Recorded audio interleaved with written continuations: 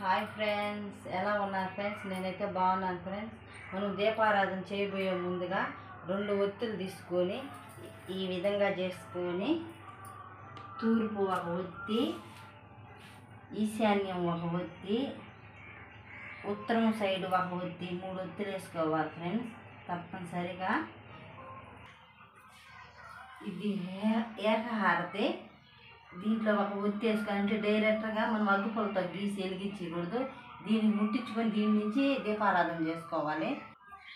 తులసి కోట దగ్గర చేయాలంటే 3 ఒత్తులు కలిపి ఇలా చేసుకొని దీంట్లో వేసుకొని ఇలా చేసుకోవాలి. 2 ఒత్తులు ఒక ఒత్తి అయితే వేయకూడదు, 3 ఒత్తులు కంపల్సరీగా ఉండాలి.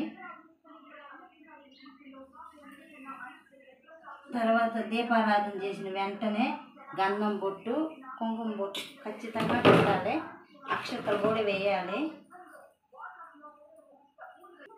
పూజ చేయాలంటే మనం ముందుగా ఆచమనం చేసిన తర్వాతే పూజ చేయాలి. ఎందుకంటే మనకు పైన శుద్ధి అవుతుంది కానీ లోపల శుద్ధి అవ్వదు కదా.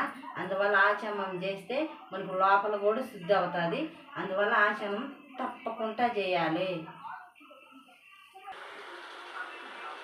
చాలామంది నైటీ వేసుకొని పూజ చేసేస్తారు. నైటీ వేసుకుంటే అది ఏకవస్త్రం లెక్కన వస్తుంది. నైటీ వేసుకుని ఎట్టి పరిస్థితుల్లో పూజ చేయగాకండి. మగవాళ్ళు కూడా టవల్ చుట్టుకొని స్నానం చేసేసి వచ్చి టవల్ చుట్టుకొని ఆ టవల్తోనే దీపారాధన చేస్తారు. అలా కూడా చేయకూడదు. మనం ఇప్పుడు ఎక్కడికైనా వెళ్ళినప్పుడు నైటీ వేసుకొని గుడికి వెళ్తామా, వెళ్ళము కదా. అలాగే మనం పూజ చేసేటప్పుడు కూడా మనం చీర కట్టుకొని డ్రెస్ అయినా వేసుకోండి, కానీ నైటీ మాత్రం ఎట్టి పరిస్థితుల్లో వేసుకోబాకండి. నైటీ అనేది ఒక నైట్ వరకేను, కానీ పూజకి దాన్ని మాత్రం వేసుకొని పూజ చేయగాకండి. మన సనాతన ధర్మాన్ని మనం కాపాడుకోవాలి.